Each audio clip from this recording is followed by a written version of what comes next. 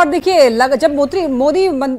मंत्रिमंडल की बात हो रही है तो ऐसे में क्या जो चुनाव परिणाम है उसका असर मंत्रिमंडल में भी देखने को मिल सकता है, यानी कि जिस घटक दल का जितना इस बार कहें भागीदारी या हिस्सेदारी है उस हिसाब से मंत्रिमंडल जो है वो उसमें शामिल होंगे सांसद। जी हाँ, बिल्कुल सहयोगी दलों की सरकार है, सहयोगी दलों के भरोसे इस बार सरकार चलेगी। तो निश्चित रूप से इस बार जिसका जिक्र नीतीश कुमार पहले भी करते रहे कि अनुपातिक प्रणाली के जरिए होनी चाहिए, यानी सबको एक जो संख्या है सांसदों की उस हिसाब से मंत्रिमंडल में शामिल करना चाहिए। निश्चित रूप से बीजेपी 240 सीटें जीती हैं, बीजेपी अपने दम पर अकेले बहुमत में नहीं है, तो निश्चित रूप से सहयोगी दलों को एकोमोडेट करना होगा। यही वजह है कि उस कोटे के माध्यम से जो फॉर्मूला निकला है उस फॉर्मूले के माध्यम से सहयोगी दलों को भी एकोमोडेट किया जा रहा है। फिलहाल जेडीयू की तरफ से अगर 2 मंत्री होते हैं तो उस लिहाज से देखा जाए 12 सांसदों वाली पार्टी 2 अगर उसके मंत्री बनते हैं, तो दूसरी तरफ देखा जाए चिराग पासवान के 5 सांसद हैं, उनके 1 मंत्री फिलहाल बन रहे हैं। जीतन राम मांझी के कद को देखते हुए और सांकेतिक तौर पर अगर देखा जाए तो बिहार के मुख्यमंत्री रह चुके हैं और इसके अलावा मुख्यमंत्री रह चुके हैं, दलित महादलित के बड़े चेहरे हैं जीतन राम मांझी, काफी तजुर्बे। बिल्कुल, देखिए अमितेश, इस बार मिली जुली सरकार बनने वाली है और जेडीयू और टीडीपी ये दोनों जो घटक दल हैं वो गेम चेंजर के तौर पर इस बार जो है वो साबित हुई है। तो क्या इसका असर और इसका फायदा इन दोनों पार्टियों को मिल सकता है?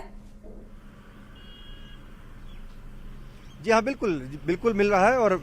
जो मंत्रिमंडल का स्वरूप सामने आएगा उसमें बात निकल करके सामने भी आएगी कि निश्चित रूप से जितने भी सहयोगी दल उनको भी पूरा सम्मान दिया जा रहा है। और बीजेपी और प्रधानमंत्री नरेंद्र मोदी की तरफ से जो बातें कही जा रही हैं, जिस तरह से उन्होंने तमाम बातें एनडीए सरकार को लेकर की, अगले 5 साल या नहीं अगले 10 साल को लेकर के उन्होंने जो खाका खींचा अगले 10 साल के लिए कैसे क्या करना है, तो उसको देखते हुए निश्चित रूप से है कि मिलीजुली सरकार है और मिलीजुली सरकार में सहयोगियों के सम्मान का पूरा ख्याल किया जाएगा और उसके आधार पर ही आने वाले दिनों में ये सरकार काम करेगी और सहयोगियों को पूरा महत्व मिले ये दिखाने की कोशिश होगी। चाहे टीडीपी हो, जेडीयू हो, शिवसेना जो है एकनाथ शिंदे वाली गुट वो हो, एलजेपी आर हो, तमाम सहयोगी दलों को साथ लिया जाएगा। यहाँ तक कि एक सांसद जिनके जीत करके आए हैं, चाहे अनुप्रिया पटेल है अकेले जीत करके आई हैं, जीतन राम मांझी अकेले जीत करके आए हैं, जो पहले केंद्र में मंत्री रहे हैं, मुख्यमंत्री रहे हैं, बिहार में मंत्री रहे हैं, अलग अलग प्रदेशों में मंत्री रहे हैं, कद बड़ा है, तो सामाजिक समीकरण और क्षेत्र को ध्यान में रखते हुए उनको भी एकोमोडेट किया जाएगा, ऐसे हमारे सोर्स। अमितेश, देखिए सूत्र ये बता रहे हैं कि चिराग पासवान को भी अब कॉल जा चुका है, क्या खबर मिल रही है?